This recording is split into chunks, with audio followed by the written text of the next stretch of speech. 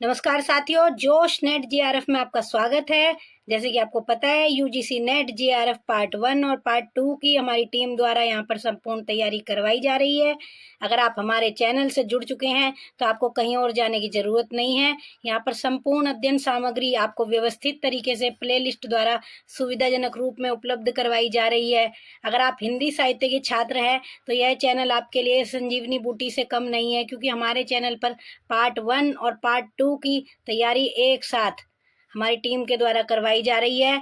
तो आज ही जुड़ जाइए साथियों हमारे चैनल जोश नेट जेआरएफ में। तो आज हम हिंदी साहित्य में कहानी यूनिट 7 के अंतर्गत जो पढ़ेंगे, अपना भाग्य है, जो जैनेन्द्र कुमार की है। तो आइए चलिए शुरू करते हैं अपनी कहानी। हम लाइन टू लाइन पढ़ना शुरू करेंगे और साथ साथ नोट्स बनाते जाएंगे, चीज़ों को अंडरलाइन करते जाएंगे। लेखक का नाम याद रखेंगे, जैनेन्द्र कुमार। कहानी अपना अपना भाग्य। बहुत कुछ निरुद्देश्य घूम चुकने पर हम सड़क के किनारे की एक बेंच पर बैठ गए। नैनीताल की संध्या धीरे धीरे उतर रही थी।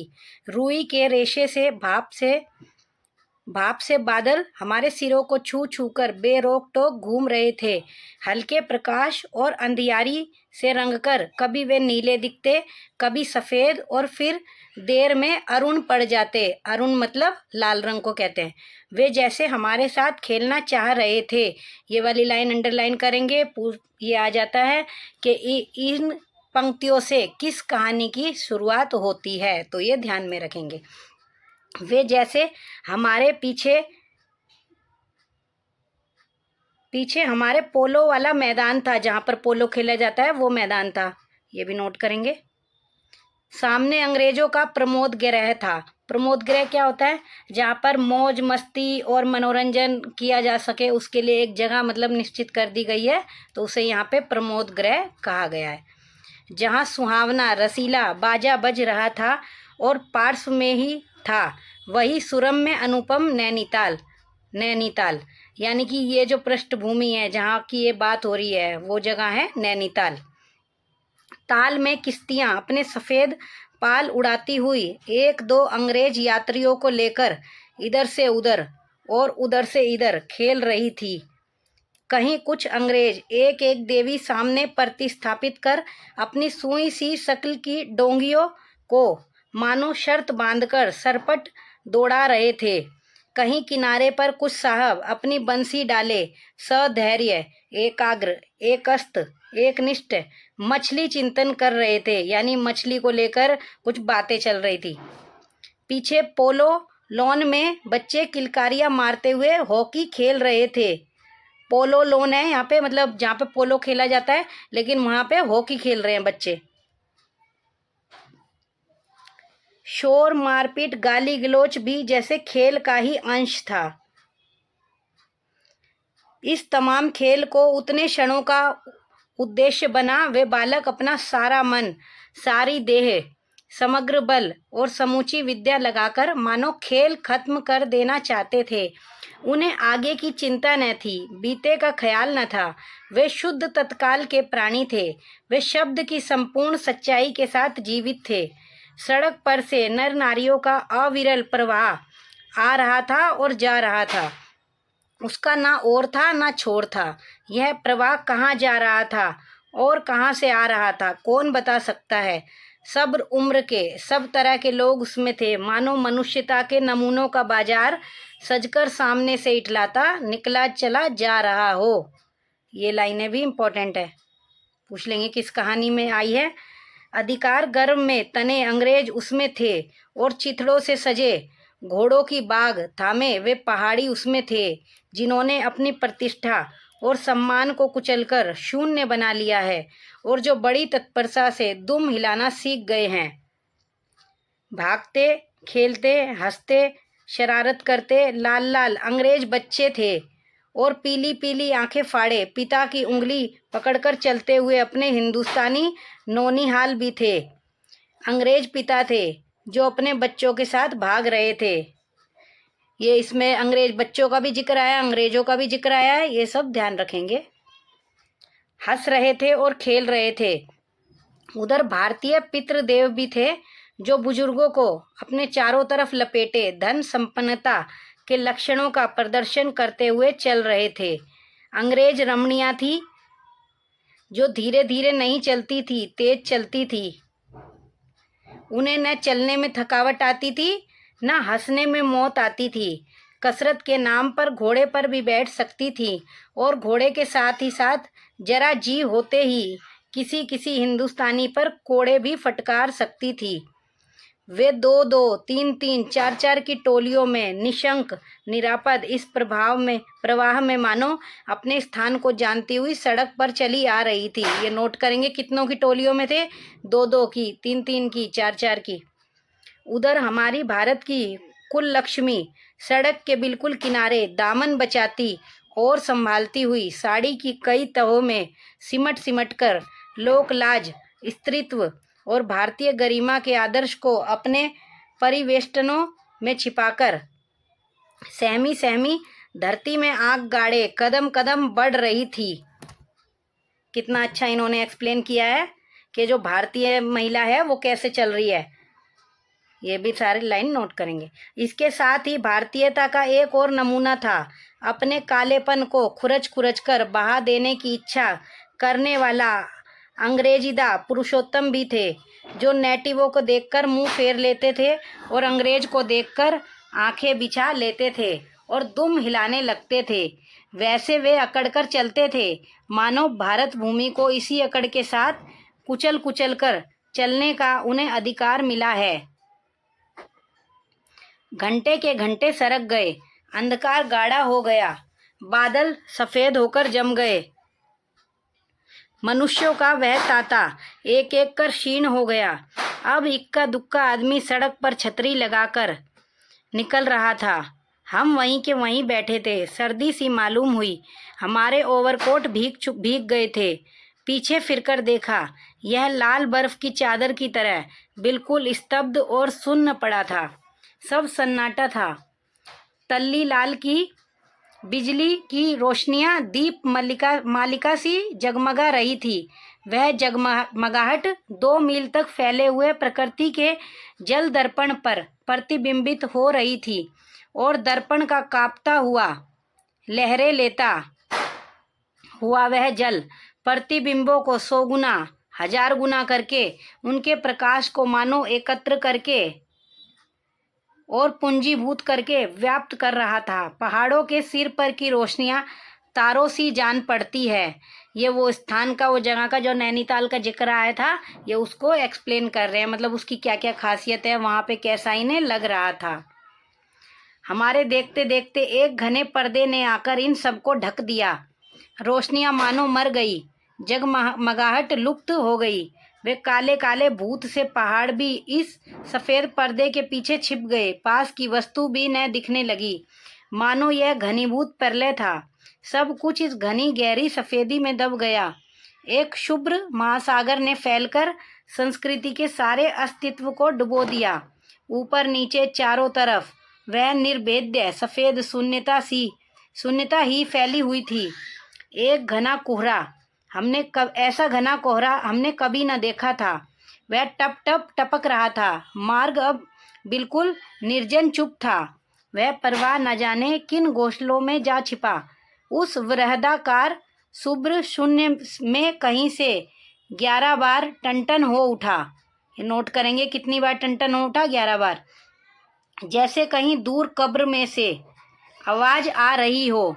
हम अपने अपने होटलों के लिए चल दिए। रास्ते में 2 मित्रों का होटल मिला। दोनों वकील मित्र छुट्टी लेकर चले गए। हम दोनों आगे बढ़े, हमारा होटल आगे था। इनका मतलब कि रास्ते में जो इनके 2 मित्र थे तो उनका होटल आ गया, तो वो दोनों वकील थे, तो वो दोनों अपने होटल में चले गए और हम दोनों, यानी जो एक कहानी सुना रहे हैं वो और उनके दोस्त आगे बढ़े, क्योंकि इनका होटल आगे था। आगे इनके पात्रों के नाम वगैरह आएंगे, नहीं तो फिर मैं उनको एक्सप्लेन करूँगी। ताल के किनारे किनारे हम चले आ रहे थे। हमारे ओवरकोट तर हो गए थे। बारिश नहीं मालूम होती थी, पर वहाँ तो ऊपर नीचे हवा से कण कण में बारिश थी।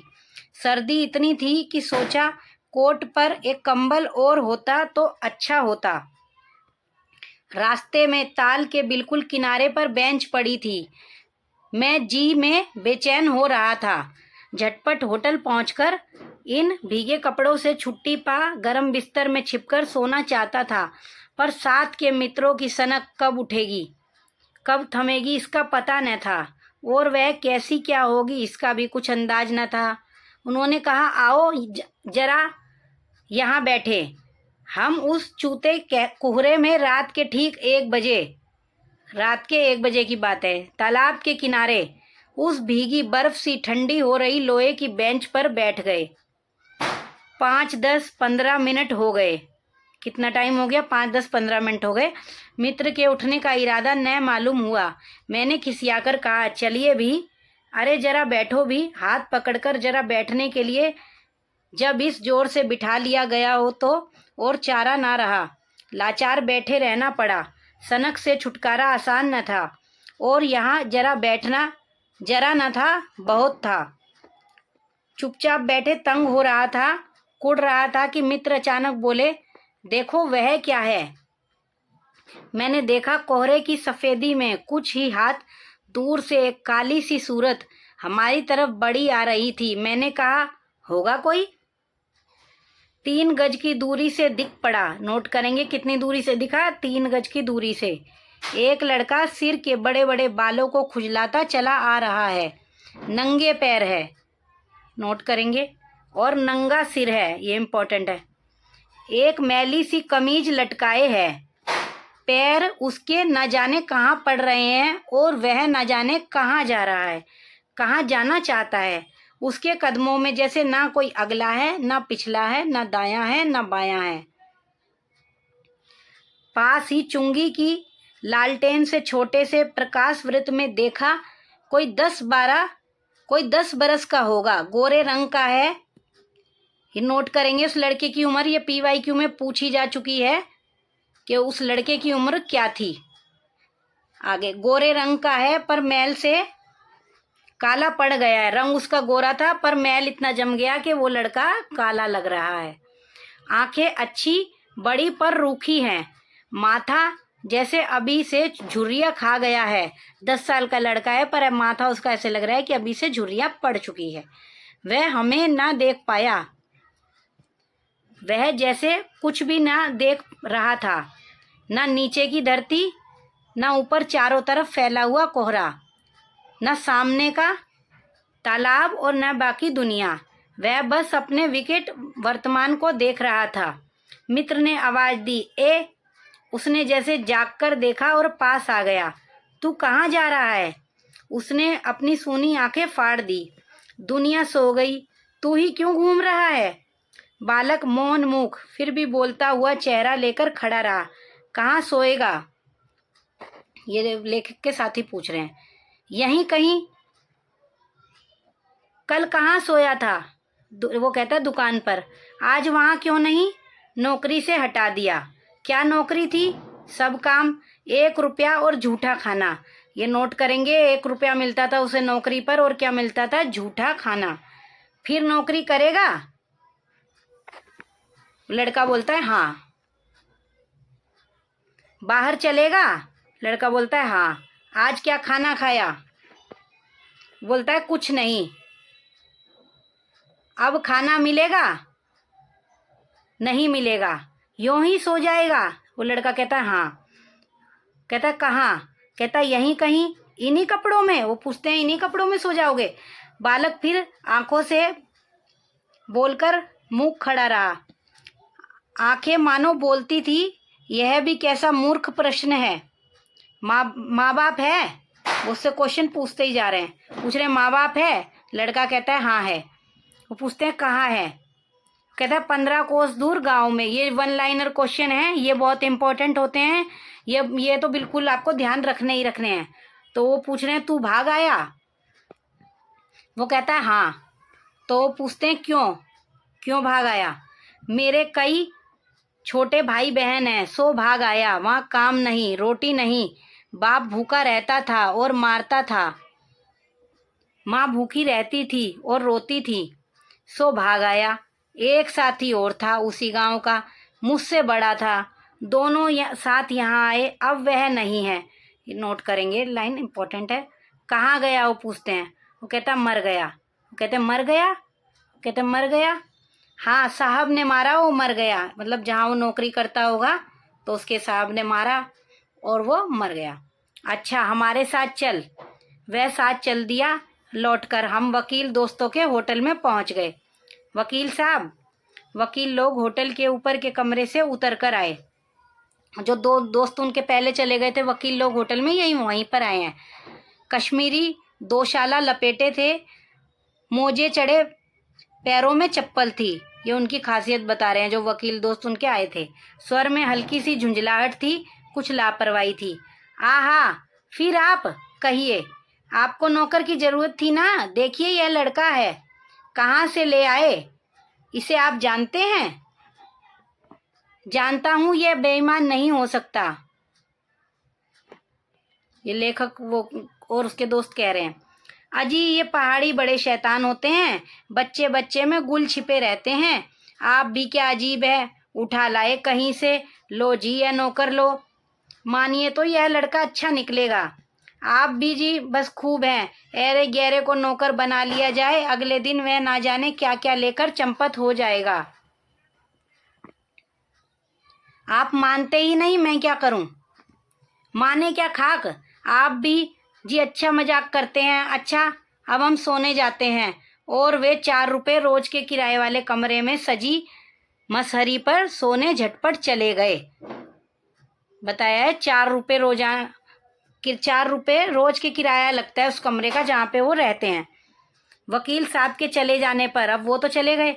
होटल के बाहर आकर मित्र ने अपनी जेब में हाथ डालकर कुछ टटोला, पर झट कुछ निराश भाव से हाथ बाहर कर मेरी ओर देखने लगे। क्या है? इसे खाने के लिए कुछ देना चाहता था, अंग्रेजी में मित्र ने कहा। मगर 10-10 के नोट हैं। नोट ही शायद मेरे पास है, देखूं? लेखक पूछ रहे हैं, देखूं? सचमुच मेरे पॉकेट में भी नोट ही थे। हम फिर अंग्रेजी में बोलने लगे। लड़के के दांत बीच बीच में कटकटा उठते थे, कड़ाके की सर्दी थी। ये नोट कर लेंगे, उनके पास क्या है? 10-10 के नोट हैं। मित्र ने पूछा, तब क्या किया जाए? मैंने कहा 10 का नोट ही दे दीजिए।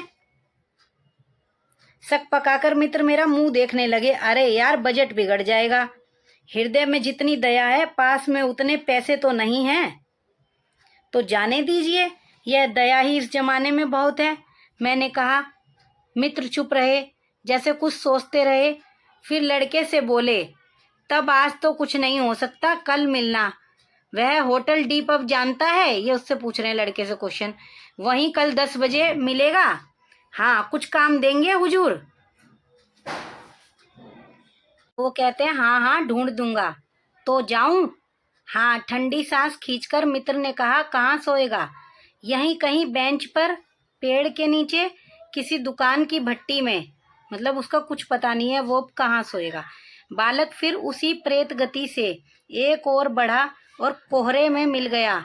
हम भी होटल की ओर बढ़े। हवा तीखी थी, हमारे कोटों को पार कर बदन में तीर सी लगती थी। सिकुड़ते हुए मित्र ने कहा, भयानक शीत है। उसके पास कम, बहुत कम कपड़े। वो आगे कुछ नहीं कह पाए ज़्यादा। यह संसार है यार। मैंने स्वार्थ की फिलॉसफी सुनाई और कहा, चलो पहले बिस्तर में गर्म हो लो, फिर किसी और की चिंता करना।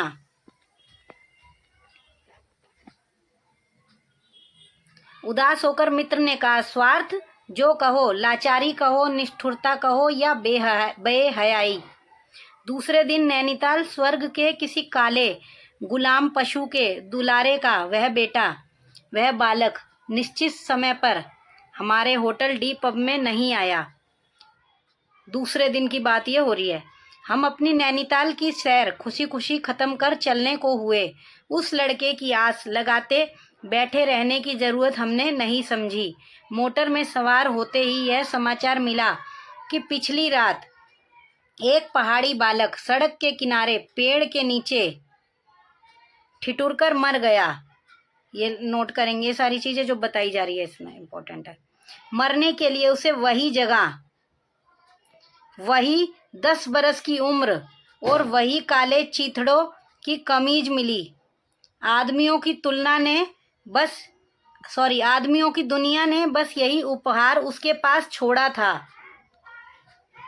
पर बताने वालों ने बताया कि गरीब के मुंह पर, छाती, मुट्ठी और पैरों पर बर्फ की हल्की सी चादर चिपक गई थी। मानो दुनिया की बेहयाई ढकने के लिए प्रकृति ने शव के लिए सफेद और ठंडे कफन का प्रबंध कर दिया था।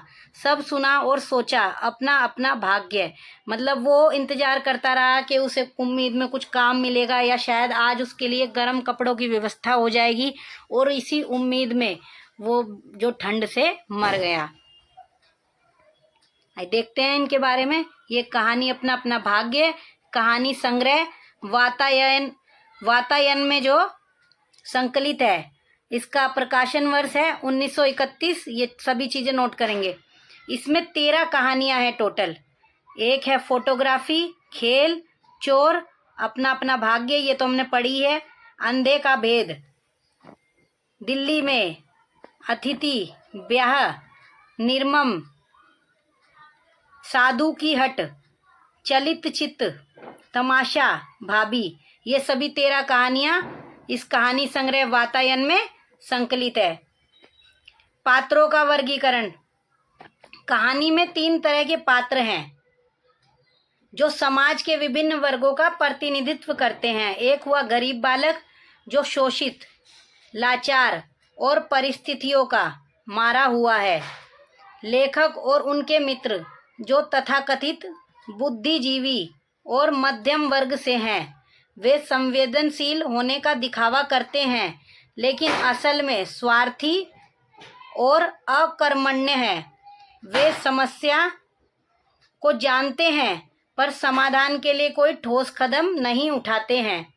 अंग्रेज और भारतीय धनी वर्ग तीसरा है ये, जो पूरी तरह से अपने आराम में डूबे हैं और गरीब की पीड़ा के प्रति अंधे हैं। मतलब जो इसमें ये वकील जो दिखाए थे ये उसका प्रतिनिधित्व करते हैं, मतलब उन्हें कोई मतलब ही नहीं है गरीब की पीड़ा से। तो ये 3 तरह के इसमें पात्र हो गए अगर वर्गीकृत करेंगे तो। आगे हम देखते हैं।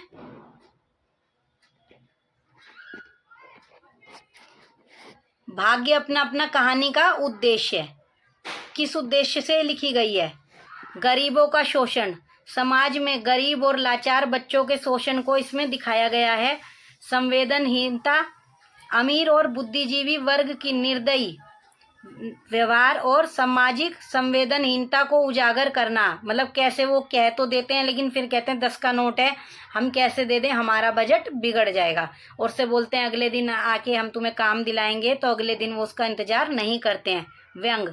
शीर्षक अपना अपना भाग्य के माध्यम से लेखक उन लोगों पर व्यंग करते हैं जो सामाजिक समस्याओं से मुंह मोड़कर हर बुराई को केवल भाग्य मानकर टाल देते हैं।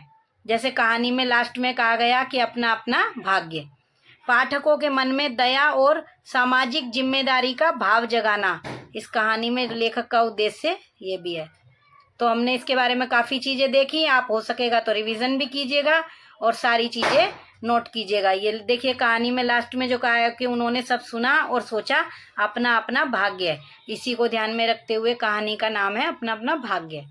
तो आज की कक्षा यहीं समाप्त करेंगे। नमस्कार।